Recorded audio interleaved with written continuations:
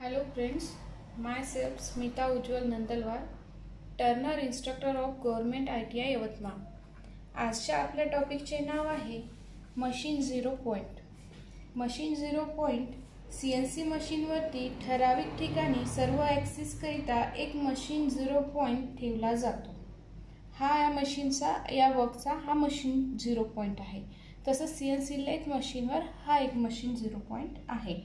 या मशीन 0 पॉइंटवरती त्या मशीनवरील सर्व ॲक्सिस कोऑर्डिनेट 0 असतात। म्हणजेच ही एक्स ॲक्सिस, वाय ॲक्सिस आणि झेड ॲक्सिस हे सगळे या पॉइंटवर मशीन 0 पॉइंटवर 0 असतात। मशीन चालू केल्यानंतर CNC मशीनवरती असलेल्या सर्व ॲक्सिसची हालचाल मशीन 0 पार्टपासून होत असते व त्याचप्रमाणे सर्व ॲक्सिसची करंट पोझिशन संगणकाच्या स्क्रीनवर सतत दिसत असते।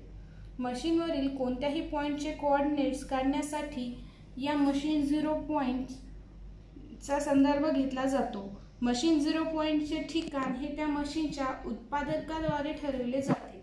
CNC लेथ मशीनवर एक्स ॲक्सिस वरील स्पिंडलचा सेंटर व झेड ॲक्सिस वरील स्पिंडलचे किंवा चकचे सर्वात बाहेरचे टोक या सर्वसाधारण मशीनला मशीन 0 पॉइंट असा ठरवला जातो। तसेच CNC मिलिंग मशीनवर एक्स ॲक्सिस हा आहे आपला एक्स ॲक्सिस, हा आहे वाय आणि हा आहे झेड ॲक्सिस।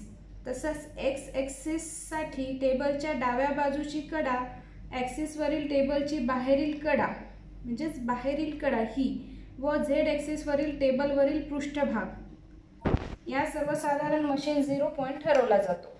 काही वेळेला एक्स आणि वाय ॲक्सिसवरील टेबलच्या सेंटरला सुद्धा मशीन 0 पॉइंट ठरवले जातो। तर आज आपण आपल्या आजच्या पाठात बघितला आहे मशीन 0 पॉइंट। थँक्यू।